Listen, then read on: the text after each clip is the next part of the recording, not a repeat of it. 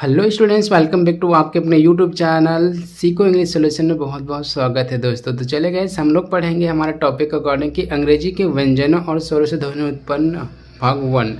अब देखो यहाँ पर क्या बोल रहे जो टॉपिक जो यहाँ पर दिखा रहा है अंग्रेजी के व्यंजनों और स्वरों से ध्वनि उत्पन्न। हम लोग इसके जस्ट पिछले वीडियो में पढ़े थे हमारे पास कि व्यंजन कितने होते हैं और वॉल्स कितने होते हैं, ठीक है। उसी का हम लोग एक सही उच्चारण पढ़ेंगे। अब उच्चारण क्या होता है तो याद रखना दोस्तों कि सभी स्टूडेंट को पढ़ने के लिए तो आता है बट उसका सही उच्चारण करना नहीं आता है। याद रखना इंपॉर्टेंट है कि बहुत सारे स्टूडेंट को इंग्लिश तो पढ़ना आता है बट उसका सही उच्चारण पढ़ना नहीं आता। तो यही आज हम लोग क्लियर करेंगे कि सर कब कौन से स्पेलिंग आता है तो उसको कब कौन से मात्रा से अकॉर्डिंग इसको पढ़े जाते हैं, ठीक है। कौन से मात्रा के अकॉर्डिंग इसको उच्चारण के अकॉर्डिंग पढ़े जाते हैं, कब कौन सी स्पेलिंग आता है तो कब क्या पढ़ा जाएगा। तो यही को आज हम लोग क्लियर करते हैं टॉपिक नंबर 1 के अकॉर्डिंग। तो सबसे पहले मिल जाता है अंग्रेजी के व्यंजनों और स्वरों से ध्वनि उत्पन्न भाग 1, ठीक है। भाग 1 में हम लोग देखेंगे कि सर यहाँ पर सबसे पहले ऑप्शन मिल जाता है ए से ध्वनि उत्पन्न व पढ़ने का नियम। याद रखना हमारे इंपॉर्टेंट बात कि सर ए से ध्वनि उत्पन्न होने पढ़ने का नियम क्या होते हैं। तो यहाँ पर याद हम लोग क्लियर करेंगे कि सर ए जो स्पेलिंग जो रहता है इसको बोलते हैं वॉल्स, है ना। याद रखना इंपॉर्टेंट है हमारे पास वॉल्स है।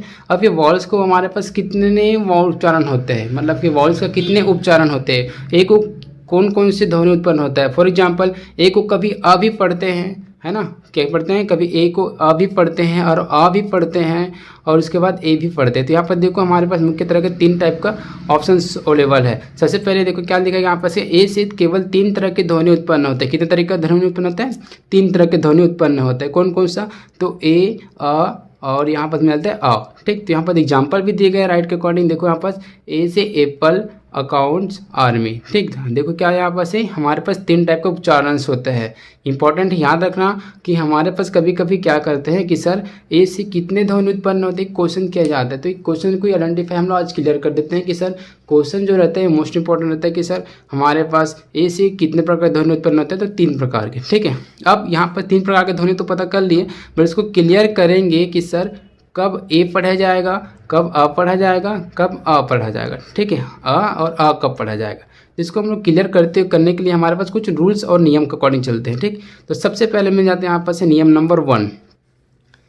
नियम नंबर 1 क्या कहता है कि ए से कब ए की पढ़ते हैं, है ना, मतलब कि क्या बोलते हैं यहाँ से ए से कब ए बनता है, यानी कि बोल सकते हैं ए को कब ए के उच्चारण से पढ़े जाते हैं। तो कब पढ़े जाएगा तो हम लोग नीचे जस्ट इसके नियम के अकॉर्डिंग सोल्यूशन करते हैं। तो सबसे पहले मिल जाते हैं यहाँ पर से सर जब 2 कॉन्सोनेंट के बीच में, क्या बोलोगे यहाँ पर से, जब 2 कॉन्सोनेंट के बीच में ए आता हो, क्या आता हो, ए, है ना। जब 2 कॉन्सोनेंट के बीच में ए आता है तो उस ए को ए की मात्रा से पढ़ते हैं। क्या पढ़ते हैं, उस ए को ए की मात्रा से पढ़ते हैं। यहाँ तक इंपॉर्टेंट है, जब 2 कॉन्सोनेंट के बीच में ए आता हो तो उस ए को ए की मात्रा से पढ़ते हैं या फिर ए के उच्चारण से पढ़ते हैं। मात्रा उच्चारण एक ही मतलब समझते हैं, यहाँ पर याद रखना इंपॉर्टेंट है, ठीक है। जब 2 कॉन्सोनेंट के बीच में ए आता हो तो उस ए को ए की उच्चारण या फिर ए की मात्रा से पढ़ते हैं। राइट, क्लियर है। यहाँ पर से एग्जाम्पल भी दिखाते हैं हमारे पास कि जैसे कि गेट हो गया यहाँ पर CAT। अब देखो यहाँ पर आगे पीछे इसका क्या दिख रहा है, यहाँ पर से कॉन्सोनेंट्स है, बीच में क्या है, वॉल्स है, ए है।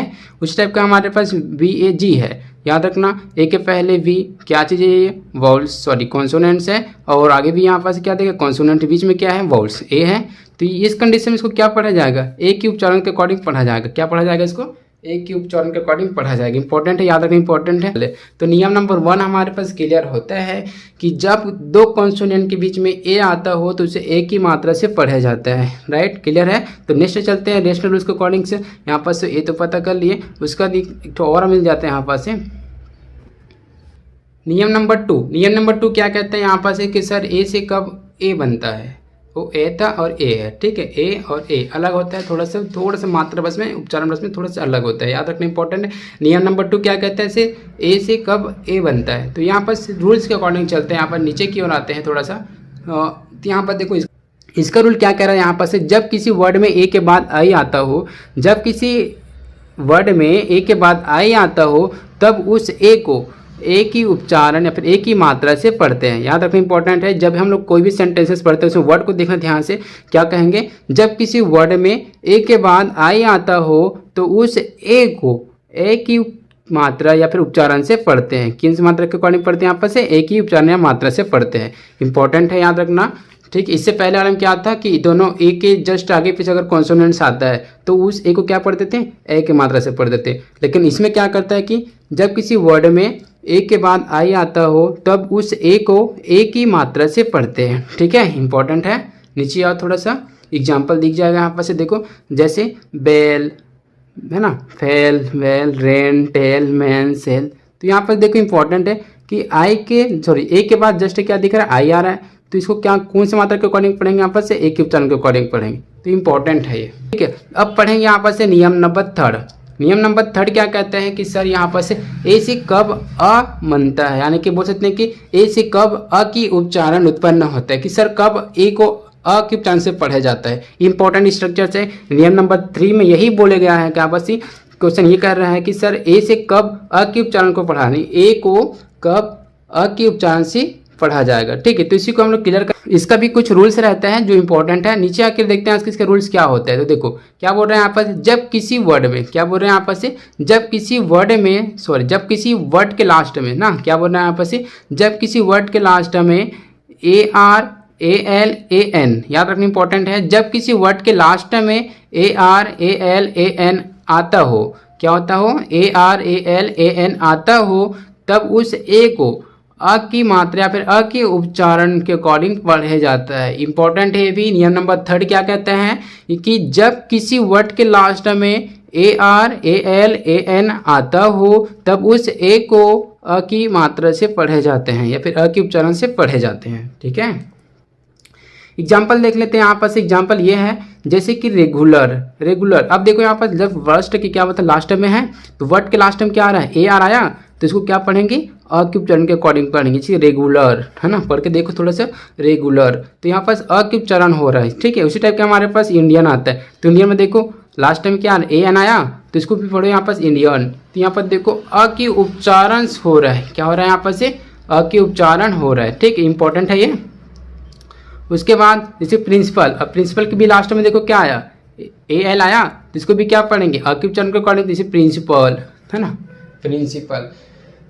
तो इम्पॉर्टेंट है इस टाइप का हमारे पास नियम नंबर 3 में स्पष्ट है। यही कहते हैं कि जब किसी वर्ड के लास्ट में ARAL या AN आता हो तब उस ए को अ की उच्चारण की अकॉर्डिंग पढ़े जाते हैं, अ की मात्रा से पढ़ा जाएगा। ठीक है, एग्जाम्पल भी देख लिया। अब नीचे आते हैं नियम नंबर 4।